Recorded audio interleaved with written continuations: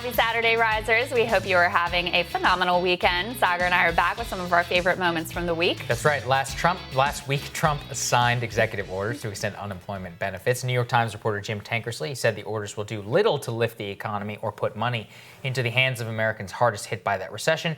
And he broke down exactly what was in those orders. Let's take a listen. They run through four areas. There's a directive to federal agencies to look at whether they can maybe do something to help Americans who are at risk of eviction. There's some deferral of student loan interest payments. And then the two big ones, there's essentially the creation of a new unemployment supplement using some disaster money that is less than the supplement had been that expired in July. And then finally, there's a suspension of the collection of the payroll tax, which the president wants to message as a payroll tax cut, but is probably just a bunch of paperwork that employers are going to have to do and will not lead to actual reductions in payroll taxes for people. And later in the week, we got confirmation of that. We saw the map of the states that are saying that they'll be able to implement the unemployment. It was one state that was like, yes. West Virginia was like, yes, we're all in. And everybody else was either like, no, we can't do it, or I'm not sure. Maybe not sure. Yep, this is the point. It was meant to be a negotiating tactic. Doesn't look like it worked, and it could end up being a total disaster. The president and the White House will have, they will take all of the blame. Mm-hmm. Congress, who is off until Labor Day, will be scot-free. And that's the state of our politics today, which is utterly ridiculous. Outrageous. All right, this week we also learned about some accusations of inappropriate behavior against Holyoke Mayor Alex Morse, using those terms, of course, very loosely, who's running to unseat congressional Democratic incumbent Richie Neal. The Intercept revealed later in the week that the UMass Amherst College Democrats, well, some of them, a couple members of their leadership, began discussing an operation to sink Morse's campaign as far back as last October. Morse spoke with us to respond to the allegations. Here's what he had to say. Yeah, if you look at the letter from the college Democrats, there is very little specificity. There are no names. Even their follow-up statement talks about Instagram messages, but doesn't even go as far as to say that the messages were inappropriate. Anyone on my close friends on Instagram knows that I take pictures of sunsets and take pictures of chocolate chip cookies and blueberry muffins that I cook. It's nothing salacious.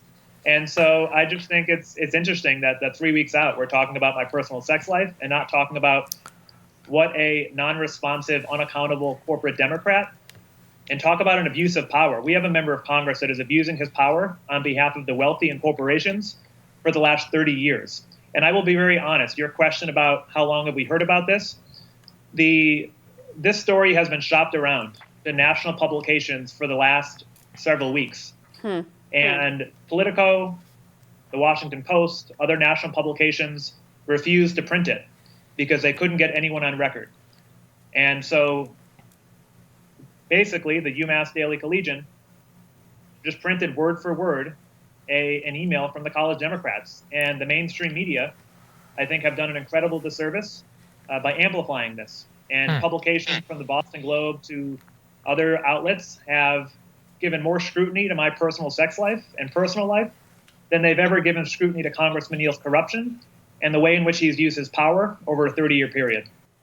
Yeah, he's right about that one. I can tell you that. I felt terrible having to even press him about this stuff because I knew it was total BS at the time. And lo and behold, Ryan Grimm comes out, with that report, shows this is a total political smear job from some kid who wanted to go work for a Richie Neal stan. Well, and also, who out there is a Richie Neal stan? I know, that was going on extra embarrassing. Yeah. It's like, I'm a Neal stan. You're like, what? If you are, it's time to rethink your whole life. Richie Neal takes more corporate PAC contributions than any other member of in Congress. Anyone. He's number one, okay? So that was part of what was hilarious about the Ryan Grimm report is they got a hold of the chats on Instagram that were supposed to be so problematic, and they were literally like Alex Morse being like, how was your weekend?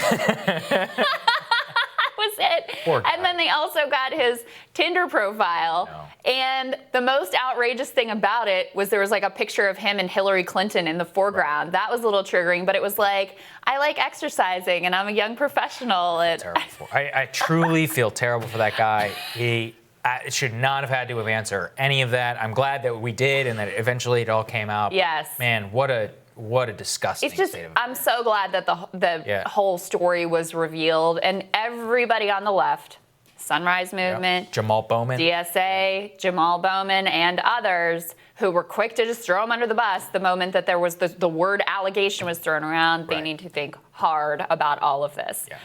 So also author Thomas Frank joined us to discuss his new book, The People Know, which captures the liberalism that emerged in the post-civil rights New Left. It's a history of anti-populism, really interesting stuff. And he explained how today's position of moral hierarchy among liberal elites emerged. Take a listen.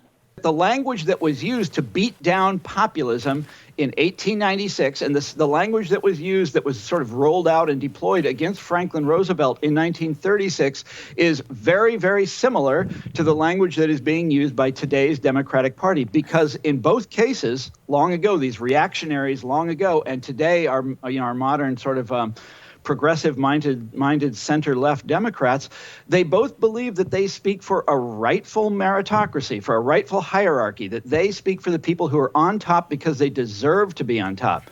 So the captains of industry in 1896, the great economists and legal minds of 1936, and today the sort of upper echelons of the professional class who speak through the Democratic Party, all of them believe that their position on top of the hierarchy is correct and moral and just and cannot be questioned. And they gravitate very naturally to this language. And by the way, it leaves, exactly as you said, it leaves all kinds of really obvious things. It makes it impossible to talk about them.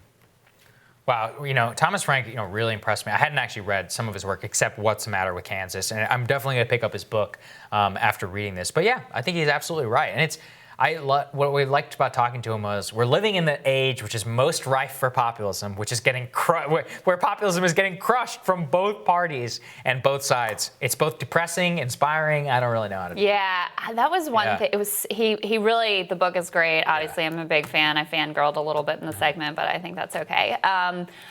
So what struck me was you asked this great question about where's the populist uprising, right? Like, we're waiting for it. It should be here, but it's not coming. And he was like, look, I've been waiting for it since the 80s. And it seemed like, he's the best at diagnosing the problems with modern liberalism and the modern Democratic Party.